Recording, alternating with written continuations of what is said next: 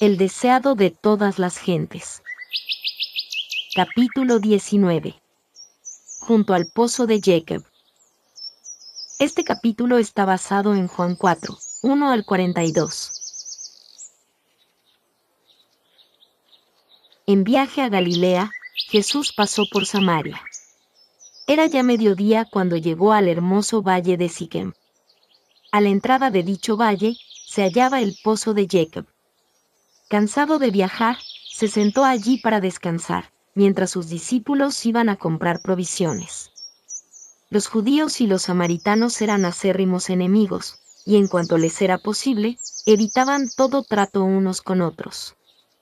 Los rabinos tenían por lícito el negociar con los samaritanos en caso de necesidad, pero condenaban todo trato social con ellos. Un judío no debía pedir nada prestado a un samaritano, ni aun un bocado de pan o un vaso de agua. Los discípulos, al ir a comprar alimentos, obraban en armonía con la costumbre de su nación, pero no podían ir más allá. El pedir un favor a los samaritanos, o el tratar de beneficiarlos en alguna manera, no podía cruzar siquiera por la mente de los discípulos de Cristo. Mientras Jesús estaba sentado sobre el brocal del pozo, se sentía débil por el hambre y la sed. El viaje hecho desde la mañana había sido largo, y se hallaba ahora bajo los rayos del sol de mediodía. Su sed era intensificada por la evocación del agua fresca que estaba tan cerca, aunque inaccesible para él, porque no tenía cuerda ni cántaro, y el pozo era hondo. Compartía la suerte de la humanidad, y aguardaba que alguien viniese para sacar agua. Se acercó entonces una mujer de Samaria, y sin prestar atención a su presencia, llenó su cántaro de agua. Cuando estaba por irse, Jesús le pidió que le diese de beber. Ningún oriental negaría un favor tal. En el oriente se llama al agua el don de Dios.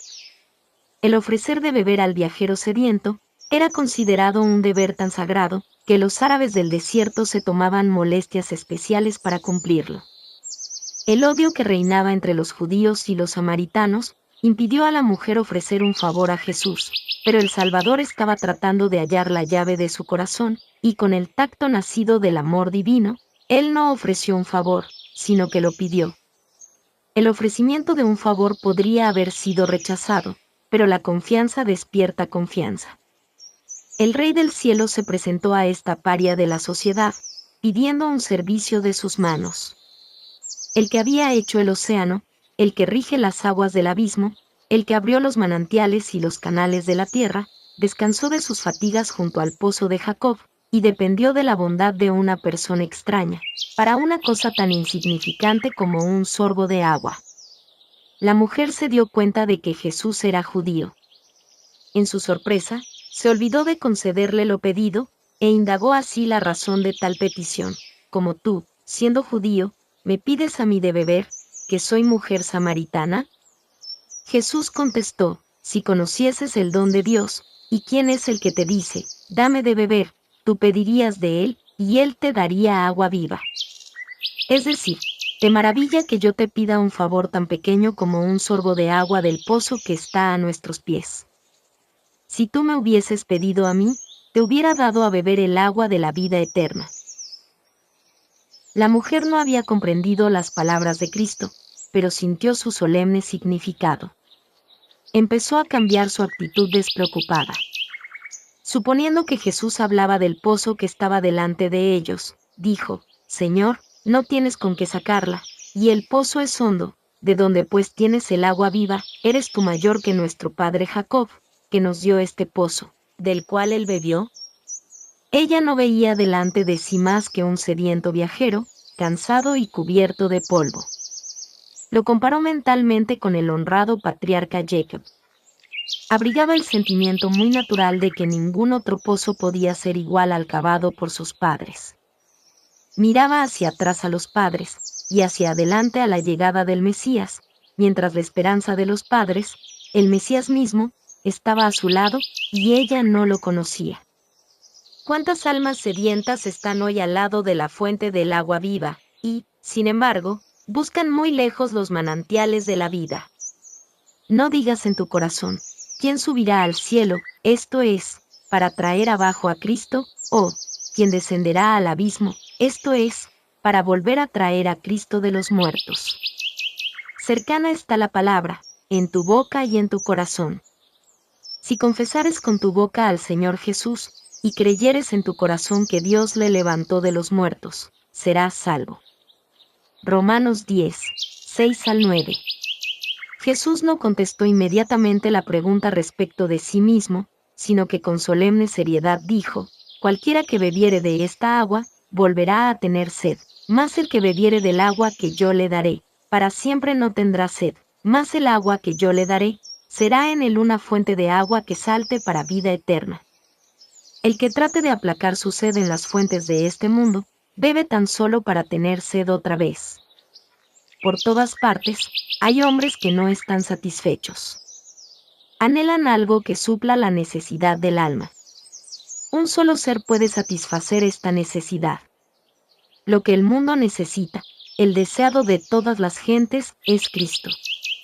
La gracia divina, que Él solo puede impartir, es como agua viva que purifica, refrigera y vigoriza al alma. Jesús no quiso dar a entender que un solo sorbo del agua de vida bastaba para el que la recibiera. El que prueba el amor de Cristo, lo deseará en mayor medida de continuo, pero no buscará otra cosa. Las riquezas, los honores y los placeres del mundo no le atraen más. El constante clamor de su corazón es: más de ti. Y el que revela al alma su necesidad, aguarda para satisfacer su hambre y sed. Todo recurso en que confíen los seres humanos fracasará. Las cisternas se vaciarán, los estanques se secarán, pero nuestro Redentor es el manantial inagotable. Podemos beber y volver a beber, y siempre hallar una provisión de agua fresca. Aquel en quien Cristo mora, tiene en sí la fuente de bendición, una fuente de agua que salte para vida eterna. De este manantial puede sacar fuerza y gracia suficientes para todas sus necesidades. Mientras Jesús hablaba del agua viva, la mujer lo miró con atención maravillada. Había despertado su interés, y un deseo del don del cual hablaba. Se percató de que no se refería al agua del pozo de Jacob, porque de ésta bebía de continuo y volvía a tener sed.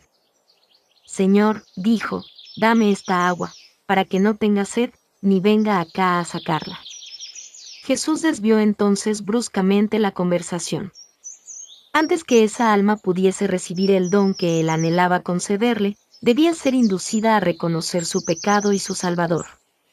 Jesús le dice: ve, llama a tu marido, y ven acá. Ella contestó: no tengo marido. Esperaba así evitar toda pregunta en ese sentido. Pero el Salvador continuó: bien has dicho, no tengo marido, porque 5 maridos has tenido, y el que ahora tienes no es tu marido, esto has dicho con verdad. La interlocutora de Jesús tembló. Una mano misteriosa estaba hojeando las páginas de la historia de su vida, sacando a luz lo que ella había esperado mantener para siempre oculto. ¿Quién era este que podía leer los secretos de su vida?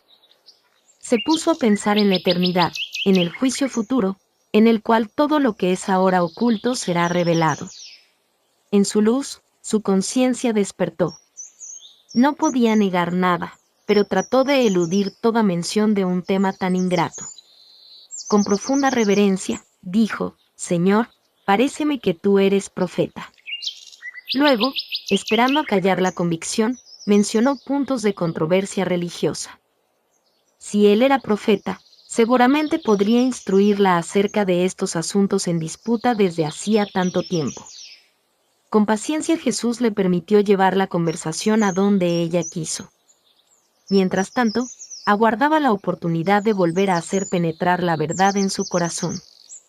Nuestros padres adoraron en este monte, dijo ella, y vosotros decís que en Jerusalén es el lugar donde es necesario adorar. A la vista estaba el monte Gerizim. Su templo estaba derribado y solo quedaba el altar. El lugar del culto había sido tema de discusión entre judíos y samaritanos. Algunos de los antepasados de estos últimos habían pertenecido a Israel, pero por causa de sus pecados, el Señor había permitido que fuesen vencidos por una nación idólatra. durante muchas generaciones, se habían mezclado con idólatras, cuya religión había contaminado gradualmente la suya. Es cierto que sostenían que sus ídolos tenían como único objeto hacerles acordar del Dios viviente, el gobernante del universo. No obstante, el pueblo había sido inducido a reverenciar sus imágenes esculpidas. Cuando el templo de Jerusalén fue reconstruido en los días de Esdras, los samaritanos quisieron contribuir a su construcción juntamente con los judíos. Este privilegio les fue negado, y esto suscitó una amarga animosidad entre los dos pueblos. Los samaritanos edificaron un templo rival sobre el monte Gerizim. Allí adoraban de acuerdo con el ritual mosaico, aunque no renunciaron completamente a la idolatría. Pero los azotaron desastres, su templo fue destruido por sus enemigos, y parecían hallarse bajo una maldición, a pesar de lo cual se aferraron todavía a sus tradiciones y a sus formas de culto. No querían reconocer el templo de Jerusalén como casa de Dios, ni admitían que la religión de los judíos fuese superior a la suya. En respuesta a lo que mencionara la mujer, Jesús dijo: «Mujer, créeme, que la hora viene, cuando ni en este monte, ni en Jerusalén adoraréis al Padre. Vosotros adoráis lo que no sabéis, nosotros adoramos lo que sabemos, porque la salud viene de los judíos». Jesús había demostrado que él no participaba de los prejuicios judíos contra los samaritanos. Ahora se esforzó en destruir el prejuicio de esa samaritana contra los judíos. Al par que se refería al hecho de que la fe de los samaritanos estaba corrompida por la idolatría, declaró que las grandes verdades de la redención habían sido confiadas a los judíos y que de entre ellos había de aparecer el Mesías. En las Sagradas Escrituras, tenían una clara presentación del carácter de Dios y de los principios de su gobierno. Jesús se clasificó con los judíos como el pueblo al cual Dios se había dado a conocer. Él deseaba elevar los pensamientos de su oyente por encima de cuanto se refería a formas, ceremonias y cuestiones controvertidas.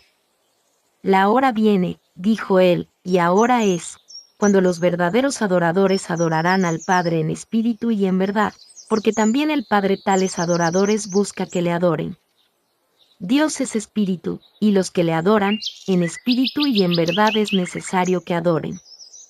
Aquí se declara la misma verdad que Jesús había revelado a Nicodemo cuando dijo: «A menos que el hombre naciere de lo alto, no puede ver el reino de Dios». Juan 3:3. Los hombres no se ponen en comunión con el cielo visitando una montaña santa o un templo sagrado. La religión no ha de limitarse a las formas o ceremonias externas. La religión que proviene de Dios es la única que conducirá a Dios. A fin de servirle debidamente, debemos nacer del Espíritu Divino. Esto purificará el corazón y renovará la mente, dándonos una nueva capacidad para conocer y amar a Dios. Nos inspirará una obediencia voluntaria a todos sus requerimientos. Tal es el verdadero culto. Es el fruto de la obra del Espíritu Santo. Por el Espíritu es formulada toda oración sincera, y una oración tal es aceptable para Dios. Siempre que un alma anhela a Dios, se manifiesta la obra del Espíritu, y Dios se revelará a esa alma. Él busca adoradores tales. Espera para recibirlos y hacerlos sus hijos e hijas. Mientras la mujer hablaba con Jesús, le impresionaron sus palabras. Nunca había oído expresar tales sentimientos por los sacerdotes de su pueblo o de los judíos. Al serle revelada su vida pasada, había llegado a sentir su gran necesidad. Comprendió la sed de su alma, que las aguas del pozo de Sicar no podrían nunca satisfacer. Nada de todo lo que había conocido antes le había hecho sentir así su gran necesidad. Jesús la había convencido de que leía los secretos de su vida. Sin embargo, se daba cuenta de que era un amigo que la compadecía y la amaba. Aunque la misma pureza de su presencia condenaba el pecado de ella, no había pronunciado acusación alguna, sino que le había hablado de su gracia, que podía renovar el alma. Empezó a sentir cierta convicción acerca de su carácter, y pensó: ¿no podría ser este el Mesías que por tanto tiempo hemos esperado? Entonces le dijo: sé que el Mesías ha de venir, el cual se dice el Cristo. cuando Él viniere nos declarará todas las cosas. Jesús le respondió, yo soy, que hablo contigo. Al oír la mujer estas palabras, la fe nació en su corazón, y aceptó el admirable anuncio de los labios del Maestro Divino. Esta mujer se hallaba en un estado de ánimo que le permitía apreciar las cosas. Estaba dispuesta a recibir la más noble revelación, porque estaba interesada en las Escrituras, y el Espíritu Santo había estado preparando su mente para recibir más luz. Había estudiado la promesa del Antiguo Testamento. Profeta de en medio de ti, de tus hermanos, como yo, te levantará Jehová tu Dios, a él oiréis. Deuteronomio 18:15. Ella anhelaba comprender esta profecía. La luz ya estaba penetrando en su mente. El agua de la vida espiritual que Cristo da a toda alma sedienta, había empezado a brotar en su corazón. El Espíritu del Señor estaba obrando en ella. El claro acerto hecho por Jesús a esta mujer no podría haberse dirigido a los judíos que se consideraban justos. Cristo era mucho más reservado cuando hablaba con ellos. A ella le fue revelado aquello cuyo conocimiento fue negado a los judíos, y que a los discípulos se ordenó más tarde guardar en secreto. Jesús vio que ella haría uso de su conocimiento para inducir a otros a compartir su gracia. Cuando los discípulos volvieron, se sorprendieron al hallar a su maestro hablando con la mujer. No había bebido el agua refrigerante que deseaba, ni se detuvo a comer lo que los discípulos habían traído. Cuando la mujer se hubo ido, los discípulos le rogaron que comiera. Le veían callado, absorto, como en arrobada meditación. Su rostro resplandecía, y temían interrumpir su comunión con el cielo. Pero sabían que se hallaba débil y cansado, y pensaban que era deber suyo recordarle sus necesidades. Jesús reconoció su amante interés, y dijo, yo tengo una comida que comer, que vosotros no sabéis. Los discípulos se preguntaron quién le habría traído comida, pero él explicó, mi comida es que haga la voluntad del que me envió, y que acabe su obra. Jesús se regocijaba de que sus palabras habían despertado la conciencia de la mujer. La había visto beber del agua de la vida, y su propia hambre y sed habían quedado satisfechas. El cumplimiento de la misión por la cual había dejado el cielo fortalecía al Salvador para su labor, y lo elevaba por encima de las necesidades de la humanidad. El ministrar a un alma que tenía hambre y sed de verdad le era más grato que el comer o beber. Era para él un consuelo, un refrigerio. La benevolencia era la vida de su alma. Nuestro Redentor anhela que se le reconozca. Tiene hambre de la simpatía y el amor de aquellos a quienes compró con su propia sangre. Anhela con ternura inefable que vengan a él y tengan vida. Así como una madre espera la sonrisa de reconocimiento de su hijito, que le indica la aparición de la inteligencia, así Cristo espera la expresión de amor agradecido que demuestra que la vida espiritual se inició en el alma. La mujer se había llenado de gozo al escuchar las palabras de Cristo. La revelación admirable era casi abrumadora. Dejando su cántaro, volvió a la ciudad para llevar el mensaje a otros. Jesús sabía por qué se había ido. El hecho de haber dejado su cántaro hablaba inequívocamente del efecto de sus palabras. Su alma deseaba vehementemente obtener el agua viva, y se olvidó de lo que la había traído al pozo, se olvidó hasta de la sed del Salvador, que se proponía aplacar. Con corazón rebosante de alegría, se apresuró a impartir a otros la preciosa luz que había recibido. Venid, ved un hombre que me ha dicho todo lo que he hecho, si quizás es este el Cristo. Dijo a los hombres de la ciudad. Sus palabras conmovieron los corazones. Había en su rostro una nueva expresión, un cambio en todo su aspecto. Se interesaron por ver a Jesús. Entonces salieron de la ciudad, y vinieron a él. Mientras Jesús estaba todavía sentado a orillas del pozo, miró los campos de la mies que se extendían delante de él, y cuyo suave verdor parecía dorado por la luz del sol. Señalando la escena a sus discípulos, la usó como símbolo. ¿No decís vosotros, aún hay 4 meses hasta que llegue la siega? He aquí os digo, alzad vuestros ojos, y mirad las regiones, porque ya están blancas para la siega. Y mientras hablaba, miraba a los grupos que se acercaban al pozo. Faltaban 4 meses para la siega, pero allí había una mies ya lista para la cosecha. El que siega, dijo, recibe salario, y allega fruto para vida eterna, para que el que siembra también goce, y el que siega. Porque en esto es el dicho verdadero, que uno es el que siembra, y otro es el que siega. En estas palabras, señala Cristo el servicio sagrado que deben a Dios los que reciben el Evangelio. Deben ser sus agentes vivos. Él requiere su servicio individual. Y sea que sembremos o seguemos, estamos trabajando para Dios. El uno esparce la simiente, el otro junta la mies, pero tanto el sembrador como el segador reciben galardón. Se regocijan juntos en la recompensa de su trabajo. Jesús dijo a los discípulos, yo os he enviado a segar lo que vosotros no labrasteis, otros labraron, y vosotros habéis entrado en sus labores. El Salvador estaba mirando hacia adelante, a la gran recolección del día de Pentecostés. Los discípulos no habían de considerarla como el resultado de sus propios esfuerzos. Estaban entrando en las labores de otros hombres.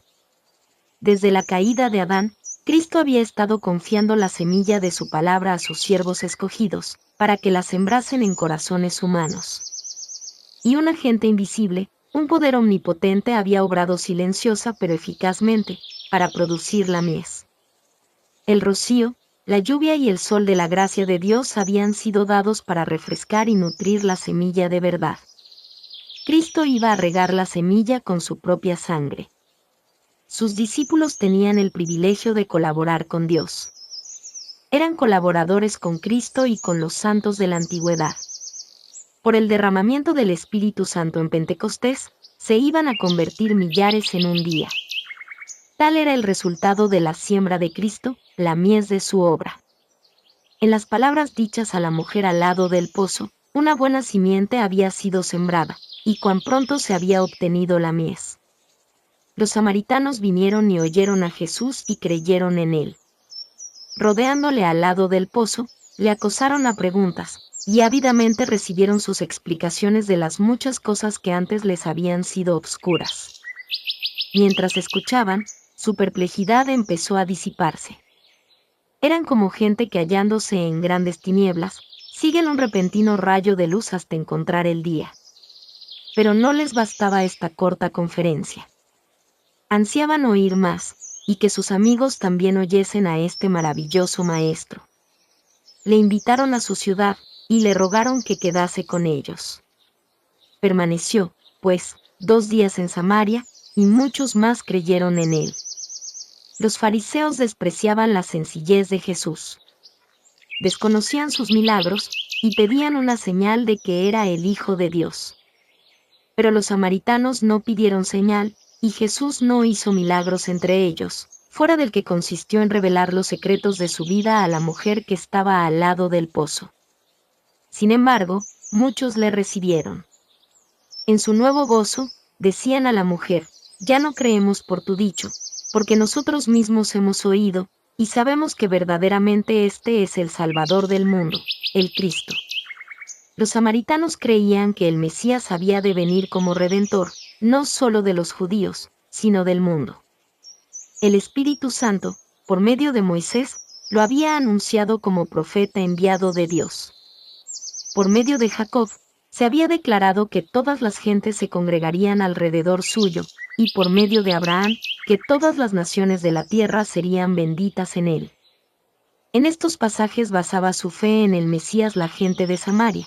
El hecho de que los judíos habían interpretado erróneamente a los profetas ulteriores, atribuyendo al primer advenimiento la gloria de la segunda venida de Cristo, había inducido a los samaritanos a descartar todos los escritos sagrados, excepto aquellos que habían sido dados por medio de Moisés. Pero como el Salvador desechaba estas falsas interpretaciones, muchos aceptaron las profecías ulteriores y las palabras de Cristo mismo acerca del reino de Dios. Jesús había empezado a derribar el muro de separación existente entre judíos y gentiles, y a predicar la salvación al mundo.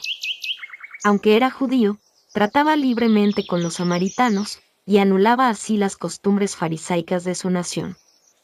Frente a sus prejuicios, aceptaba la hospitalidad de este pueblo despreciado. Dormía bajo sus techos, comía en sus mesas, participando de los alimentos preparados y servidos por sus manos, enseñaba en sus calles, y lo trataba con la mayor bondad y cortesía. En el templo de Jerusalén, una muralla baja separaba el atrio exterior de todas las demás porciones del edificio sagrado. En esta pared, había inscripciones en diferentes idiomas que declaraban que a nadie sino a los judíos se permitía pasar ese límite. Si un gentil hubiese querido entrar en el recinto interior, habría profanado el templo, y habría sufrido la pena de muerte. Pero Jesús, el que diera origen al templo y su ceremonial, atraía a los gentiles así por el vínculo de la simpatía humana, mientras que su gracia divina les presentaba la salvación que los judíos rechazaban. La estada de Jesús en Samaria estaba destinada a ser una bendición para sus discípulos, que estaban todavía bajo la influencia del fanatismo judío. Creían que la lealtad a su propia nación requería de ellos que albergasen enemistad hacia los samaritanos. Les admiraba la conducta de Jesús. No podían negarse a seguir su ejemplo, y durante los 2 días que pasaron en Samaria, la fidelidad a él dominó sus prejuicios, pero en su corazón no se conformaban. Tardaron mucho en aprender que su desprecio y odio debían ser reemplazados por la piedad y la simpatía. Pero después de la ascensión del Señor, recordaron sus lecciones con nuevo significado. Después del derramamiento del Espíritu Santo, recordaron la mirada del Salvador, sus palabras, el respeto y la ternura de su conducta hacia estos extraños despreciados. Cuando Pedro fue a predicar en Samaria, manifestó el mismo espíritu en su obra. Cuando Juan fue llamado a Efeso y Esmirna, recordó el incidente de Siquem, y se llenó de gratitud hacia el divino Maestro, quien, previendo las dificultades que deberían arrostrar, les había ayudado por su propio ejemplo. El Salvador continúa realizando hoy la misma obra que cuando ofreció el agua de vida a la mujer samaritana. Los que se llaman sus discípulos pueden despreciar y rehuir a los parias, pero el amor de él hacia los hombres no se deja desviar por ninguna circunstancia de nacimiento, nacionalidad o condición de vida. A toda alma, por pecaminosa que sea, Jesús dice, si me pidieras, yo te daría el agua de la vida. No debemos estrechar la invitación del Evangelio y presentarla solamente a unos pocos elegidos, que, suponemos nosotros, nos honrarán aceptándola. El mensaje ha de proclamarse a todos. Doquiera haya corazones abiertos para recibir la verdad, Cristo está listo para instruirlos. Él les revela al Padre y la adoración que es aceptable para aquel que lee el corazón. Para los tales no usa parábolas. A ellos, como a la mujer samaritana al lado del pozo, dice, yo soy, que hablo contigo. Cuando Jesús se sentó para descansar junto al pozo de Jacob, venía de Judea, donde su ministerio había producido poco fruto.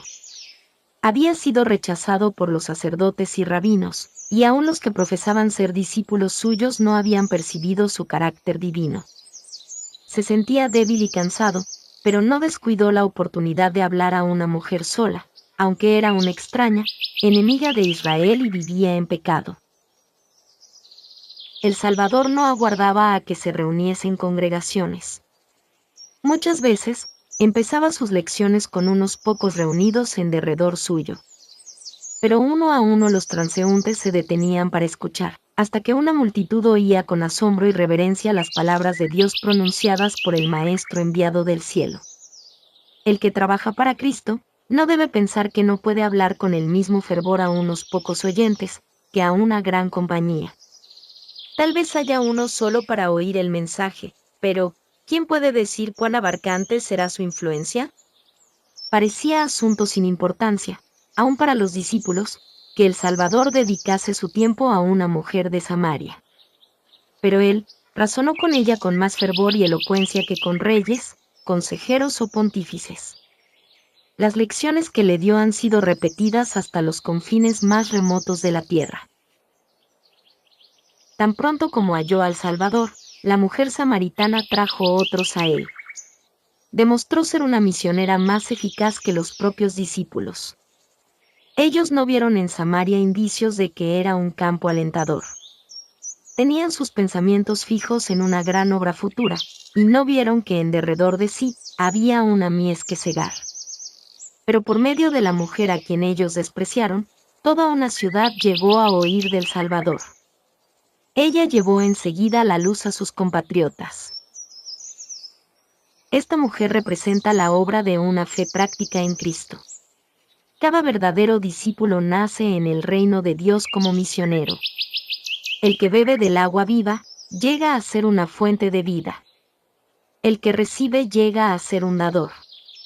La gracia de Cristo en el alma es como un manantial en el desierto, cuyas aguas surgen para refrescar a todos, y da a quienes están por perecer, avidez de beber el agua de la vida.